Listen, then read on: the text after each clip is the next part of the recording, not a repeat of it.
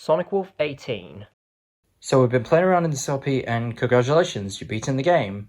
Now in this video is going to be all the bonuses and stuff, what happens after you completed the game. So here are the results. You unlocked action figures! Okay, so action figurines, they're actually like little collectibles that they're like have the models of each character from enemies, bosses, heroes, and villains. And it's kind of nice how they have a different expression and also come with a voice clip as such.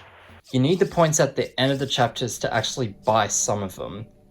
And at some cases you need all A ranks or all S ranks on all the chapters, on any difficulty to unlock them. And also I forgot to mention that in the files on the main menu, there's actually a lot of libraries of different files, like from the history of Resident Evil to projects to characters. It's kind of nice just reading through them. Yeah, it's kind of interesting. And also for the figurines, there's actually extra figurines if you have the DLC or the HD version, which is what I'm using. You also unlock filters for the game, which is kind of interesting because you could actually change a different setting towards the gameplay. For completing the whole game on Amateur, you actually unlock Classic Horror, which is a black and white filter, and that filter is actually a lot better than using the editing that I use. Completed the game on Normal will actually unlock Retro. No, not 80s fashion retro, but more like a warm kind of feel, which will be really good in desert scenes, like this one here. Now, Noise Filter after completing the game on Veteran, it's actually unrecognizable because it's actually kind of hard to tell, especially on the newer versions. Well, in the older versions are a lot better, but this one it's kind of hard to tell because it's supposed to have that CRT kind of feel to it. It just wasn't that presented really well. You also unlock costumes for each character. Now you can actually change the different kind of costumes for each character. So you get Safari Chris after completing the game once, and you get Stars Chris after getting 25 BSA emblems. The DLC costumes are Warrior and Heavy Metal. For Sheva, you have Clubbin for completing the game once, and you also get Tribal, which is a bit more skimpy, but you have to get all 30 BSA emblems in order to unlock it. The DLC costumes are Business and Fairy Tale for completed the game once, and it looks like Lingerie Red Riding Hood. And also what's interesting about these costumes is that they can be used in like cutscenes. I mean, remember Resident Evil 4, Take Notice. These costumes actually appear in cutscenes, just take notice of it. You also unlock New Game Plus mode. This will let you play the game again with all your equipment attacked.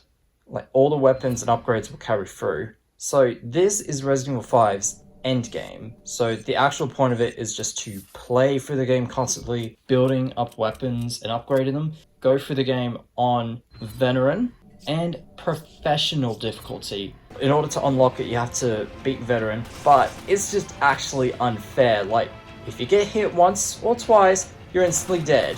And other times, the AI is just plain dumb, and it's just honestly really, really difficult. I would prefer the fourth game on Professional, because that is actually fair.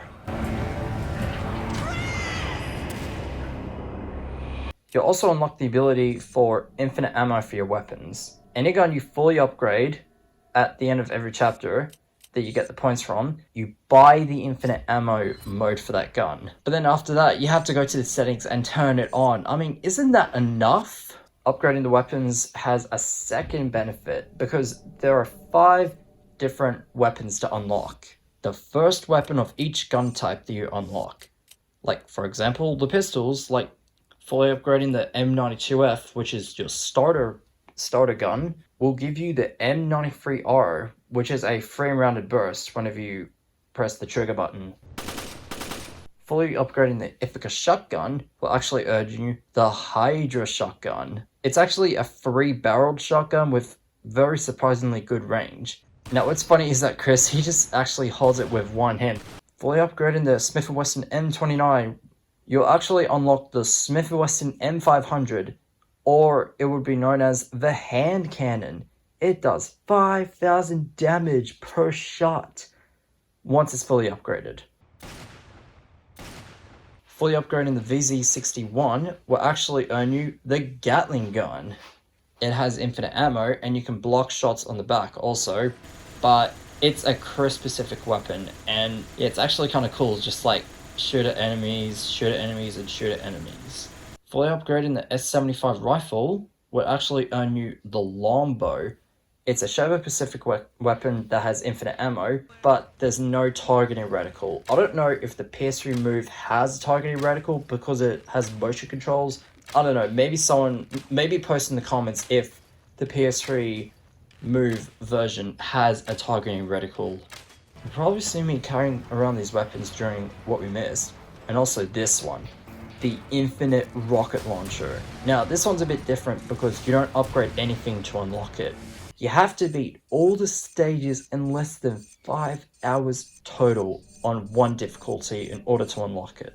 Good thing you can use chapter select to see what your current time is on and where you can improve. And once you got under 5 hours, your one-use rocket launcher will become an infinite rocket launcher.